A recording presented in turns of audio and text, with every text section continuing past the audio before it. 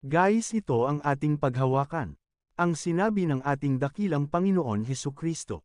Kaya panatiliin natin ang maayos na relasyon natin sa Kanya at sa kapwa natin dahil nagtagumpay na ang Panginoon Hesukristo kaya susunod na lang tayo sa Kanyang mga iniutos niya, para magtagumpay din tayo gaya niya, yan ang sinasabi ng Biblia.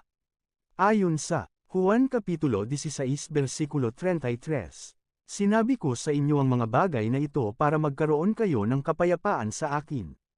Daranas kayo ng paghihirap dito sa mundo, pero magpakatatag kayo dahil nagtagumpay na ako laban sa kapangyarihan ng mundo.